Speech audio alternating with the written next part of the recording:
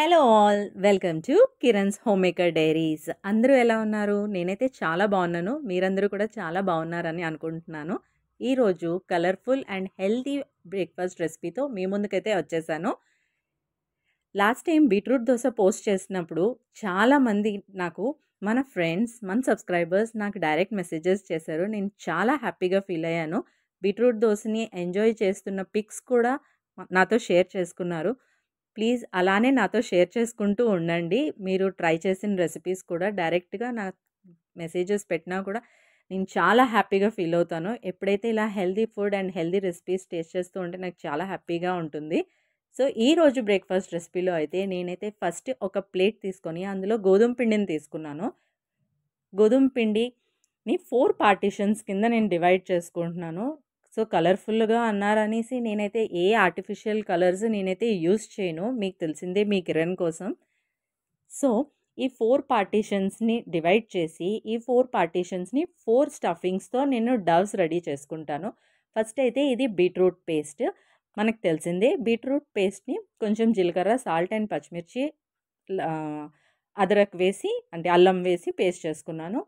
Next ఒక పాలకూరని ఒక బంచ్ ఆఫ్ పాలకూరని తీసుకొని బాగా వాష్ చేసి, దాన్ని కొంచెం జీలకర్ర, పచ్చిమిర్చి, అల్లం వేసి, కొంచెం వాటర్ వేసి పేస్ట్ చేశాను. మెత్తటి పేస్ట్ లాగా రెడీ చేసుకున్నాను. సో, ఈ 4 పార్టిషన్స్ చేసిన వాటిని నేనైతే 4 డిఫరెంట్ స్టఫింగ్స్‌తో రెడీ చేస్తానని చెప్పాను కదా! సో, ఇదైతే ఒకటి బీట్రూట్ పేస్ట్, నెక్స్ట్ ఏమొచ్చిను పాలకూర పేస్ట్ తో రెడీ చేసుకొని సెపరేట్‌గా రెడీ చేసి పెట్టుకుంటున్నాననమాట. పిల్లలకి హెల్తీగా తినడం అనేది మనం అలవాటు చేయాలి అన్నదే నా కాన్సెప్ట్ అండి. పిల్లలే కాదు పెద్దవాళ్ళు కూడా.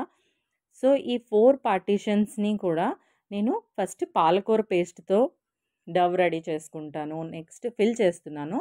Next beetroot paste, next beetroot paste, next ఏమొచ్చిను మన పసుపు ఉంటుంది కదా! పసుపుతోని స్టఫ్ రెడీ చేసుకోవాలి. డవ్‌ని రెడీ చేసుకోవాలి. కావాలి అంటే ఇక్కడ మనం క్యారెట్ కూడా యూజ్ చేయొచ్చు. క్యారెట్‌ని కూడా సేమ్ బీట్రూట్‌ని ఎలా పేస్ట్ చేసామో అలా పేస్ట్ చేసి మనం రెడీ చేసుకోవచ్చు. ఇంకొక పార్టిషన్‌ని మాత్రం నేను అలా ప్లెయిన్ వైట్ గోధుమ పిండిలానే వదిలేస్తున్నాననమాట. ఈ పూరీకి మీరైతే ఏం పేరు పెడతారో కమెంట్స్‌లో చెప్పండి. సో, ఈ డవ్స్‌ని ఒక 5, 10 మినిట్స్ పక్కన పెట్టాలి. సో, చూస్తున్నారు కదా! 4 కలర్‌ఫుల్ డవ్స్ అయితే రెడీ అయిపోయి beetroot Dove, palak Dove, normal గోధుమ పిండిది, నెక్స్ట్ పసుపుతో చేసిన డవ్స్ అయితే రెడీ అయిపోయి వీటిని ఒక 5 మినిట్స్ ఆర్ 10 మినిట్స్ రెస్ట్ ఇవ్వాలి. రెస్ట్ ఇచ్చిన తర్వాత నేను కొంచెం సైజ్ పెద్దదయిందని చెప్పి వాటిని మళ్ళీ 2 డివైడ్ చేసుకున్నాను.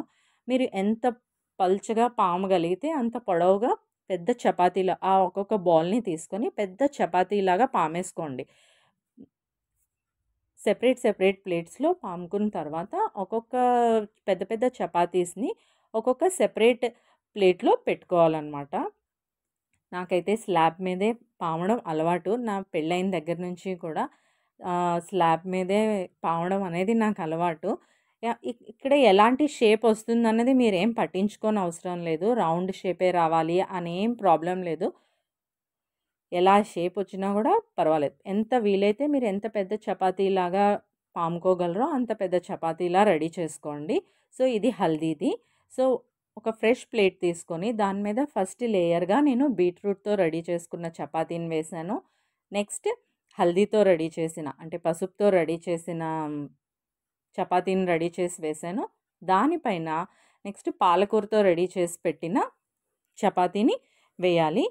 సో, ఇవిప్పుడు మనకి 4 లేయర్స్‌గా వస్తాయన్నమాట. 4 లేయర్స్ ఆఫ్ చపాతీస్ మనం వేస్తున్నాం. నెక్స్ట్ ప్లెయిన్ వైట్‌తో గోధుమ పిండితో రెడీ చేసి పెట్టాం కదా! ఆ చపాతీని వేసేసాం. ఇప్పుడు చూసారా? ఇప్పుడు 4 లేయర్స్ ఆఫ్ చపాతీస్‌ని మనం వేసుకున్నాం. రెడీ చేసి పెట్టుకున్నాం కదా! వీటిని చక్కగా రోల్ చేసుకోవాలన్నమాట. దగ్గరగా మనం కాజా రెడీ చేస్తాం చూడండి. ఎలా అయితే రోల్ చేస్తామో అలా మనం దగ్గరగా రోల్ చేసి పెట్టుకోవాలన్నమాట. నెమ్మదిగా దగ్గరగా రోల్ చేసుకుంటూ వెళ్ళాలి. పూరీలు పొంగవేమో అన్న డౌటే లేదండి. పూరీలు కూడా చక్కగా పొంగుతాయి.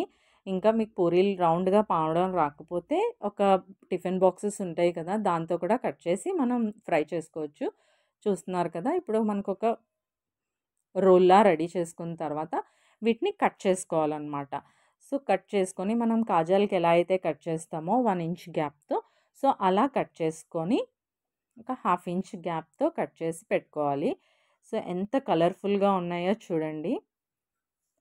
లేయర్స్ అన్నవి కనిపిస్తూ ఉంటాయి. ఇప్పుడు ఈ కట్ చేసి పెట్టుకున్నవన్నిటిని కూడా మనం పూరీలాగా పామేసుకోవాలనమాట. ఇప్పుడు మన పూరీలు చపాతీ టు పూరీ రెడీ అయ్యాయన్నమాట. మీరందరూ కూడా తప్పకుండా రెడీ చేయండి. ఈ రెసిపీనైతే పిల్లలు చాలా ఎంజాయ్ చేస్తారు. కావాలి అంటే నార్మల్‌గా బీట్రూట్‌తోని పూరీలు చేసుకోవచ్చు. పాలక్‌తో పూరీస్ చేసుకోవచ్చు.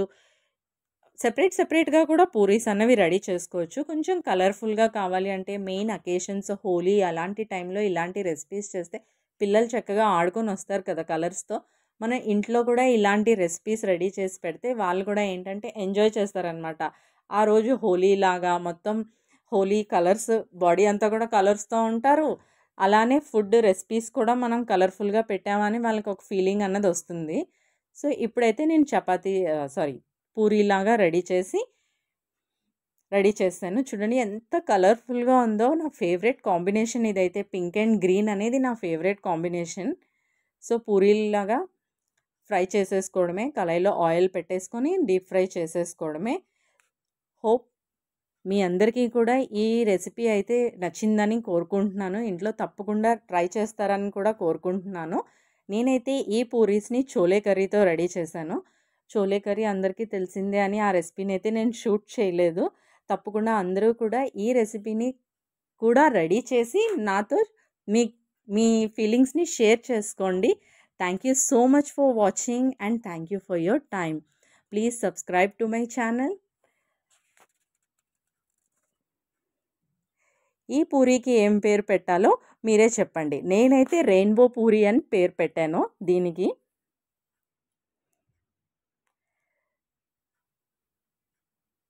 Thank you so much for watching.